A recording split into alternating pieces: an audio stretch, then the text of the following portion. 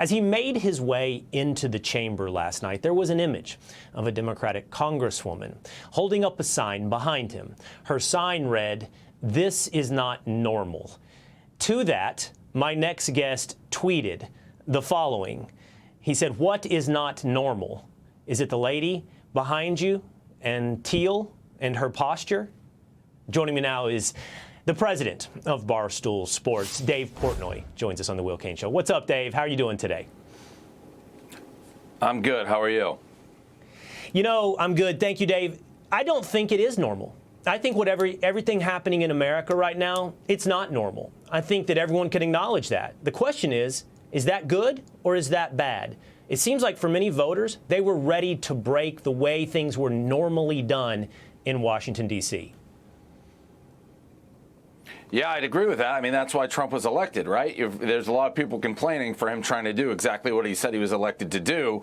And then you see something like last night, and it feels like a kindergarten skit. And I'm not sure that's too dissimilar from a lot of State of the Unions where there's theatrics and stuff. But it's surreal. Like, it's why I tuned in, to be totally honest. It's like you're watching reality TV, but it's also a little sickening that these are our elected officials, and it's so divided, and the little placards with the, faults and all the different things going on. The guy with the cane getting the boot. It's hard to believe. Like, if you were an alien and you landed on Earth, and you were like, hey, these are the elected people of the elected official of the humans. The aliens would invade us in 3 seconds looking at this clown show that we got going on. It's really a surreal thing to watch. It's a little bit, when I think of decorum, to be honest, I don't think of Dave Portnoy. So I'm a little bit surprised to hear you be the defender of decorum in Congress today.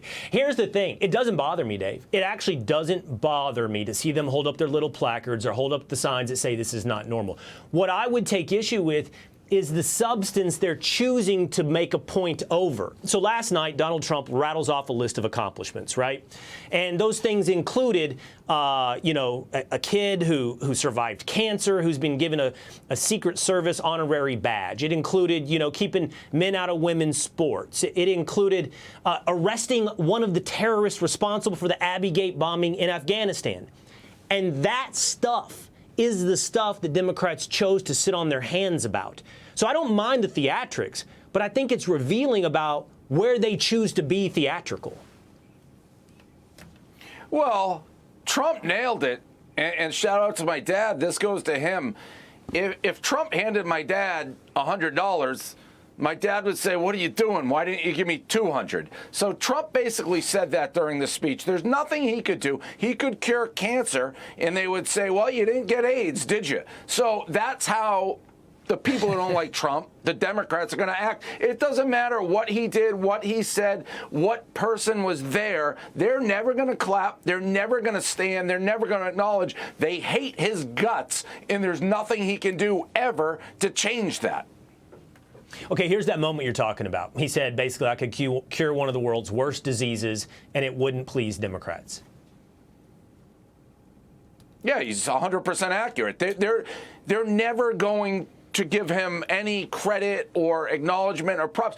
And that's really the sadness of American politics. And then, of course, Trump has that personality where he comes right back at him. And by the way, I would do the same thing. If I walk in and I see these losers with placards and this is not normal and they're not standing and they're booing, they're waving their cane at me, I'm going to talk exactly how Donald does, and he's going to poke fun at them, and it turns into WWE, which, by the way, I'm not offended by. I think it's entertainment, but it is our elected officials. You're right. I'm not the king of decorum. Well, and by the way, I think there's a poll that shows only 21% of Americans approve of the way Democrats are handling their role in Congress right now. Real quick, you said your dad. Is that because you're saying your dad just hates Donald Trump so much that there's nothing he could do to please your dad? See, the thing about that is, what's interesting is you, the proverbial you, in this case your dad, you back yourself into an anti-Trump corner so badly that you find yourself incapable of celebrating things that aren't Republican or Democrat. When I think of Dave Portnoy, by the way, I don't think partisan. I don't think Republican. I don't think Democrat. I think you and I have a lot of disagreement. Personally, we've talked about some of those.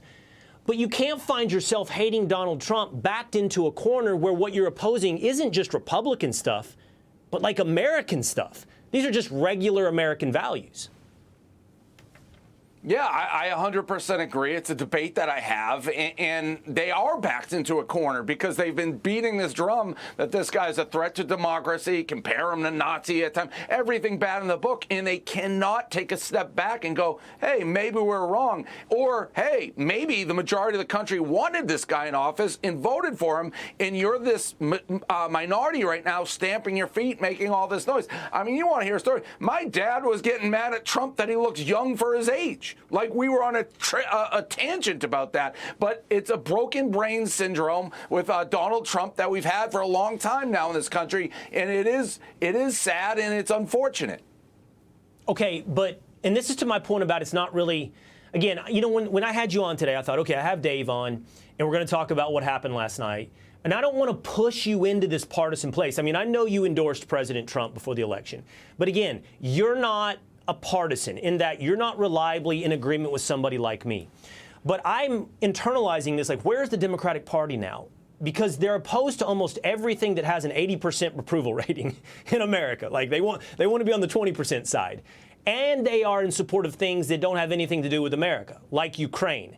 Like, that's the one thing, and I think we have this, we can roll this, that you heard Democratic applause from last night. You heard applause when he brought up funding Ukraine. Watch this. Okay, we don't have that. I'm having trouble calling for the different things I want to show. But he said Pocahontas likes that, and Pocahontas continues to clap, right? So that, it's odd. That's the one time that they can clap, when it has nothing to do with America. Yeah, but you're not pushing me into a partisan take here. There's a reason that I was pro-Trump in the election. And by the way, I was Nikki Haley before that, so it wasn't like I went in. But the reaction and the way the Democrats, the way the Democrats handled themselves last night and continue to handle themselves, they don't acknowledge that they lost a fair election or that the will of the American people was Donald Trump. They push people like me to Trump because they are so adamant that they're right and the other side is wrong. So that it's not partisan. You're not pushing me one way or the other. It's the Democrats who have pushed a majority of the middle and people like myself to vote Republican. And the Democratic Party is in shambles because of that. Yeah, you know what? I'm not pushing you, because that's how I feel about this as well. You are opposing the 80% proposition of issues in the United States, and you're only celebrating those that are issues outside of the United States. I don't think that's partisan. On that issue, by the way, Dave, on Ukraine, I did see your video where you analyzed the Zelensky-Trump meeting. I know we have this video. Here's a little bit of that. The most surreal thing I've ever seen in politics. Felt like I was watching Bravo TV. Just fascinating. It's hard to be like, how could you act like this, or not have some degree of compassion for Ukraine and what's going on there. Like, imagine if someone just invaded the United States, and we couldn't really defend ourselves without the help of other people. But having said all that, I'm on Trump's side more than I'm on Zelensky's side here. This previous administration, Biden, has sat, beat their chest, warned, threatened Russia, Putin, called him a killer, a dictator, all the things Zelensky says. And what has that gotten us? Hundreds of billions of dollars given to Ukraine, and they're really no closer to ending this war. Here's what I like what you had to say about that, Dave. Like, I don't begrudge Zelensky. I actually don't begrudge Zelensky advocating in whatever way possible he can for his country. But I'm glad that I have a president that sees it the same way for his country, who's looking out for the interest of America, prioritized over the interest of Ukraine. And you were practical. That's the second part I like about this. Hey, how much did beating your chest and shoveling money solve this problem? Maybe step back and try a new tact. Yeah, I 100% agree with that. This is a hard area. Anybody who thinks the war in Ukraine is black and white, I really don't buy that. It's people are dying. It's a war going on. But I tend to be America first. And And I feel like this is what Trump said. What are we just going to do this for the next 10 years? We're going to give them money and we're going to be at a stalemate because it doesn't look like Russia's backing off and Ukraine, to their credit, is not giving up their country. So what is the solution? And what is the advantage if you want to bring Putin to the table and Zelensky of sitting there and just calling him every word in the book? You got to get both these guys to the table and hopefully end this, end the loss of life, and sending the money. All right. Dave Portnoy, Barstool Sports. Always an interesting conversation. Entertaining and thoughtful. Sorry about your Mavs, by the way. Part. We got cut on that. Well, I actually didn't want to hear from you on that. You're a Celtics fan. I'm sure you hate Kyrie. They put it on there like, maybe ask Dave about this. I don't want to hear from Dave about this. I've never seen a franchise implode in 30 days. Yeah, well, that's right, why good. I came on, so I had to get it in there. Okay, well, good. I'm glad we left you that much for that. All right, Dave Portnoy, take care, man. See you.